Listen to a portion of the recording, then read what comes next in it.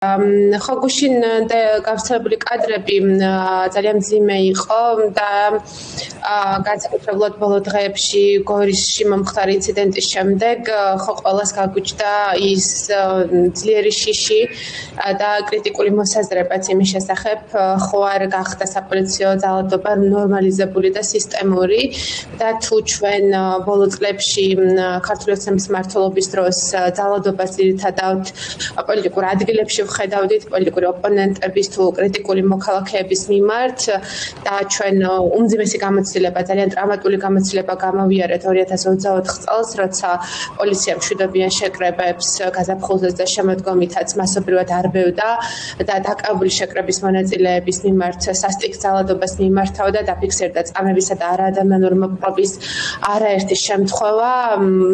ჩვენ მოქალაქეები გვიყვებოდნენ, რომ მათ პირველად შეხედეს სიკვდილს თვალებში და ასეთი დაუცველობა, უმწეობა არასდროს უგრძნიათ, მაინც არსებობდა მოსაზრება, რომ ეს შესაძლოა კონკრეტულ ადგილებში და კონკრეტულ სიტუაციებში, კონკრეტული ადამიანების მიმართ ხორციელდება, თუმცა ის, რასაც დღეს ვხედავთ, ეს არის ნორმალიზება, რუტინიზაცია ძალადობის და ყოველდღიურ საპოლიციო პრაქტიკებში ამ ძალადობის გადატანა.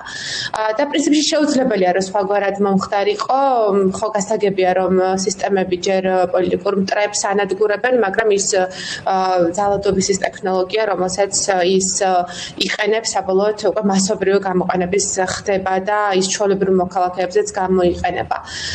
სახალხო დამცველის ანგარიშებს თუ ჩავხედავთ, საკმაოდ საინტერესო და ნიშანდობლივია.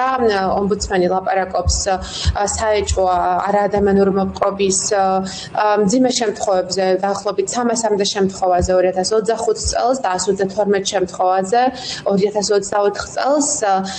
ცხადია, რომ მისი სტატისტიკაც რეალობა ზუსტად ვერ აღწახავს და ეს სტატისტიკა სრულყოფილი არ არის, მაგრამ ეს უკვე შემაშფოთებელი ციფრებია და პრინციპში უნდა ვთქვათ, რომ მთელი რიგი ფაქტორები და ინსტიტუციური გამოწვევები ამ ძალადობის სისტემურობას ხელს უწყობს. ჩვენ დავინახეთ ქართულმა ოცნებამ როგორ გააუქმა სპეციალური საგამოძიებო სამსახური, რომელსაც სწორედ მსგავს ინციდენტებზე რეაგირების მანდატი ჰქონდა და ის უნდა ყოფილიყო დამოუკიდებელი ორგანო, რომელიც ამგვარ შემთხვევებში შეისწავლიდა, თუმცა დემონსტრაციულად მოხდა მისი გაუქმება. ჩვენ ვხედავთ, რომ ამ დრომდე რამდენი წელი ამ საკითხზე ლაპარაკობთ, თქვენ გემახსოვრებათ, აუდიო და ვიდეო ჩაწერა გამოკითხვის პროცესის არ ხდება, ამიტომ არ არსებობს გარკვეული სტანდარტი, რომელიც მოქალაქეებთან პოლიციის ურთიერთობის დოკუმენტირებას გააკეთებს და შეაკავებს და იცავს მოქალაქეებს საპოლიციო ძალადობისგან ან სხვაგვარი თვითნებობისგან. ჩვენ ხედავთ, რომ იგივე დაკავების პრაქტიკა მძიმე ფორმები მიიღო ბოლო წლებში. პრინციპში სათანადო განმარტება დაკავების უფლებების პოლიციის მხრიდან არ ხდება, ხშირად იზღუდება ადვოკატთან დროული კომუნიკაცია, ოჯახის წევრებთან დროული კომუნიკაცია და ამავდროულად ხშირია შემთხვევები, როდესაც პირს ემოციის სტატუსით დაიბარებენ პოლიციაში და შემდგომში უკვე მოგვიანებით ხდება მისი დაკავება. ამიტომ ხომ მთელი ეს პრაქტიკები რაღაც ინფრასტრუქტურული ჩავარდნები, ინსტიტუციების გაუქმება ქმნის სისტემური ძალადობის საფუძველს. ჩვენ ნახეთ 24 წელს როგორც ახალისა, როგორ მოიწონა, როგორ დააჯილდოვა ძალადობა ქართულმა ოცნებამ და პრაქტიკულად პოლიტიკურ ენაში ძალადობის ესეთი უპრეცედენტო წახალისება ჩვენ არ გვინახავს და რისი ნიშანი იყო ეს ჩვეულებრივი პოლიციელებისთვის, რომ ესე იგი დასაშვებია ძალადობა. თან დავაკვირდეთ სიუჟეტში ანონში, რაზეც იყო საუბარი, თვითონ პოლიციელები აზიარებდნენ ამ ვიდეო მასალას ჩატში და რა იყო მისი გაზიარების მიზანი. ალბათ ეს კითხვა უნდა დავსვათ, ხო? შესაძლოა მოწონების დამსახურება, წარმატების დემონსტრირება, ხო, საკუთარ ხელმძღვანელებთან, ან შესაძლოა გარკვეული ინფორმაციის შეგროვება, თავად ამ მოქალაქეების შანტაჟისთვის, ხო, იმიტომ რომ პატრიარქალურ კულტურაში და ეს მასკულინურ ღირსებას და ადამიანურ ღირსებასთან მოდის წინააღმდეგობაში, შესაძლოა რომ თქვა ასეთი დამცირებისა და ღირსების აყრის მაგალითები თავად მოქალაქეების შანტაჟის მიზნითაც იყოს გამოყენებული. ამიტომ ხო რაღაც ძალიან მძიმე რეალობა ვიხილეთ ბოლო დღეებში. ომბუდსმენის სტატისტიკაც მასობრივობაზე უთითებს და თუნდაც ის ფაქტი, რომ მხოლოდ 4 წლის შემდეგ დაიწყო გამოძიება, ხო?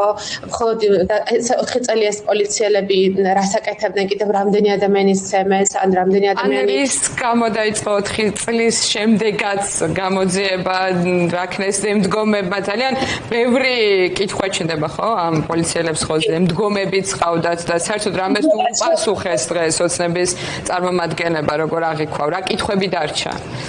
ხო, ამას არ უპასუხეს ნამდვილად ხელმძღვანელებთან დაკავშირებული კითხვები, ხო, იმიტომ რომ შეუძლებელია რომ ხელმძღვანელმა არ იცოდეს ისეთ იერარქიულ სტრუქტურაში, დახურულ სტრუქტურაში, როგორც პოლიცია, ამით უფრო რომ ეს ზიარდებოდა ეს ვიდეოები, ხო? ჩვენ არ ვიცით როგორ არიან ეს დაზარალებულები და სად არიან. ან მათ მიერ ამ გზით მოპოვებული აღიარებითი ჩვენების საფუძველზე სისხლის სამართლის საქმეებს რა ბედი ეწვიათ, ხო? ან კიდე რამდენი ასეთი დაზარალებული იყო, რომლის ვიდეო შეიძლება გარეთ არ გამოვიდა, ან არ არსებობს.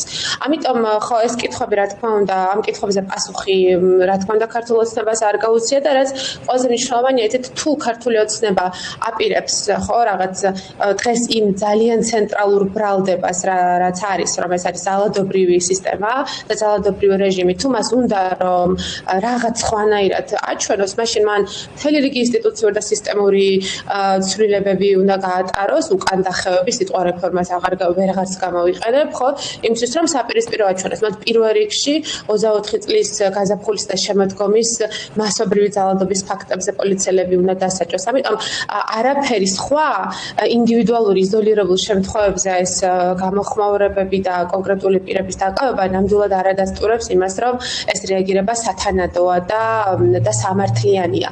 თან ჩვენ უნდა გავაცნობიეროთ ერთი რაღაც, რომ ქართული ოცნებას ის ავტოკრატიზაციის ის პროცესი, რომელსაც ჩვენი ქვეყანა გადის და ძალაუფლების რესურსების მობილიზაციის ის ხარისხი, რასაც ქართული ოცნება მიმართავს, უბრალოდ სხვაგვარად მართვას გამორიცხავს. შეუძლებელია, ამიტომ რომ ქართული ოცნება პირველ წლებში ჩვენ გვატყუებდა ეს ტყუილის ავტოკრატია, ხო, რაღაც ეს ტყუილის მართლობა,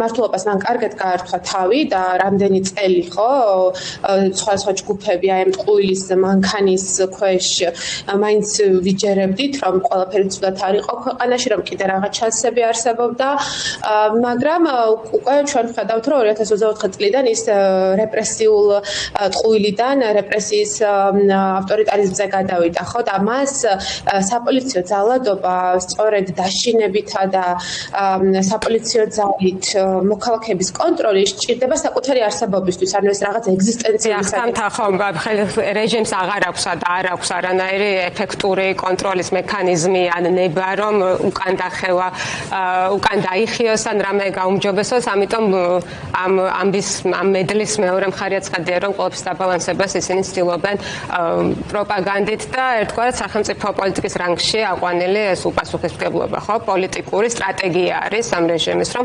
პასუხისმგებლობა თავიდან აირიდოს ან გადაამისამართოს ტელევიზიაზე, მაგალითად ამ შემთხვევაში, რომ აი როგორ არ თქვეს, რომ ეს იყო 2022 წელს ჩადენილი დანაშაული, თითქოს დაძველდა ეს დანაშაული, ან თითქოს მას აღარ გვინახავს ასეთი რამ, სულ ცოტა ხნის წინ იყო გორის შემთხვევა, ხო, რომელიც ასევე შემთხვევით გადაიღო ჩვენმა ჟურნალისტმა და სიმართლე ის არის, რომ აი თითქოს ყველა ნახრეტიდან ჟონავს უკვე ეს ინფორმაციები, რაც იმაზე მიუთითებს, რომ მათი მოცულობა დიდია და აი ჩვენი საუბრის ბოლოს ამ ნაწილსაც შევეხოთ ალბათ, აი ამ სისტემაში რა როლი აქვს მამხილებლებს და რაზე მიანიშნებს, როცა სისტემიდან იწყებს გამოჟონვას ასეთი ინფორმაციები, რაღაცა ინფორმაცია ყოველთვის ჟონავს ხოლმე, მაგრამ კადრები გადაღებული ეს არის რაღაც განსხვავებული კიდევ დიდი ამბავია უფრო.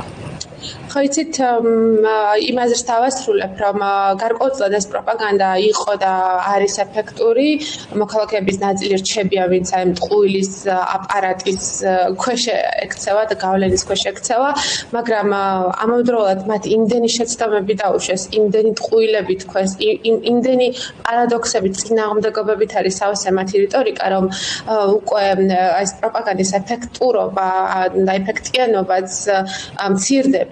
ხო, ამიტომ ამ პირობებში, ხო, მათ კრიზისების დროს ძალადობას მიმართავდნენ, აი 24 წელი იყო, ხო, როცა მოქალაქეების უკმაყოფილების ესკალაცია ძალიან მაღალ საფეხურს აღწევდა, ისე რეპრესიას მიმართავდნენ, მაგრამ მათ მხოლოდ რეპრესია რჩებათ გამოსავალი, ან მაშინ პოლიტიკური კრიზისის დაძლევის პოლიტიკურ დემოკრატიულ მექანიზმებზე უნდა ვილაპარაკოთ, რასაც ქართული ოცნება არ თანხმდება. და ხე ძალიან მნიშვნელოვანია იმის თქმა, რომ ქართული ოცნება არა მხოლოდ რაღაც ქვეყნის შიგნით ცდილობს რაღაც შიდა დემოკრატიული მექანიზმებით პოლიტიკური ნორმალიზების მიღწევას. ხო, მას ხო შეეძლო, რომ აი ამ ჩიხში არ შესულიყო არც თვითონ არც ქვეყანა შეეყვანა და ის გამოსავალი, რაც ადგილობრივ დონეზე სხვა აქტორების მიერ იყო შემოთავაზებული, მიიღო, ეს არ მიიღო, ხო, თქვა იგივე არჩევნებისა და რაღაც ლეგიტიმაციის საკითხის ხელახლა განხილვის თემები. და ეხლა ჩვენ ვხედავთ, რომ იგივე საერთაშორისო ძალებით ნორმალიზაციის სტრატეგიასაც არ თანხმდება, ხო? ბოლო დღეებმა მგონია საჩვენა, რომ ამერიკის მხრიდან დაწყებული ხო რაღაც მოლაპარაკებები და ეს პირობებიც არ მიიღეს, ჩიხში შევიდნენ, გაიხლარდნენ ევროკავშირისგან იღებენ, მიუხედავად იმისა, რომ ვიზოს რისკავენ. ამიტომ ისეთ რისკაცნობიერება მნიშვნელოვანი, რომ ძალაუფლება, რომელიც არც ნორმალიზების სტრატეგიას მიმართავს, რომელსაც პროპაგანდაც უცდება და თავის ტყუილებშია გახლართული, მას მმართველობის შენარჩუნების ერთადერთ ვერკეტად ხო რჩება ძალადობა. ამიტომ ეს არის რაღაც, რაც ამ მმართველობის რაღაც ეგზისტენციური საფუძველი არის და კიდევ უფრო მეტად გახდება. ამიტომ ჩვენ თუ არ გავაცნობიერეთ ეს, ხო, და აი ირაკლი მახსენა შეთანხმება, ხო? თუ ჩვენ არ გავაცნობიერთ, რომ ჩვენ ამას არ დავთანხმებულ ვართ არც 90-იან წლებში, როცა ვიბრძოდით დამოუკიდებელი სახელმწიფოსთვის და არც უნდა 2012 წელს ან შემდგომ პერიოდებში, ჩვენ ამას არ ვეთანხმებით, ჩვენ არ გვინდა, ხო? ისეთი სახელმწიფოს შენებლობა, სადაც ღირსება აყრილი მოქალაქეები ყავს და სადაც ძალადობა არის ყოველდღიურობა. თუ ჩვენ ეს არ გვინდა, ხო, მაშინ ჩვენ ყველა უნდა დავუსვათ ეს კითხვები, რომ იმ კადრებში ძალიან ადვილად შეიძლება აღმოჩნდნენ ჩვენი ოჯახის წევრები, ხო, ჩვენი შვილები, ნათესავები, მეზობლები, მეგობრები, თუ სხვა როცა არის ეს არ გვაწუხებს, ხო? როცა მართლა ძალიან ახლო წრე შეიძლება აღმოჩნდეს და ამისგან არავინ არ შეიძლება იყოს დაცული. ამიტომ უნდა გავაცნობიეროთ, რომ ეს ჩიხი, პოლიტიკური კრიზისი, რომელიც ქვეყანაშია შექმნილი, იმდენად ღრმა არის, რომ ხო რეპრესია შეიძლება გახდეს ერთადერთი ენა, რითაც ქართული ოცნება მომავალშიც ძალაუფლების შენარჩუნებას შეძლებს. ამიტომ ეს კიდევ უფრო დიდი რაღაცის სიმპტომია, არა მხოლოდ იზოლირებული საპოლიციო ძალადობის, არა მხოლოდ პოლიციის შიგნით სისტემური ძალადობის, არამედ თავი მმართველობის მოდელის, ხო, რომელსაც ქართული ოცნება გვთავაზობს. და ჩვენ ამას ვეთანხმებით თუ არა, ეს უნდა გადავწყვეტოთ და ამას ველაპარაკოთ.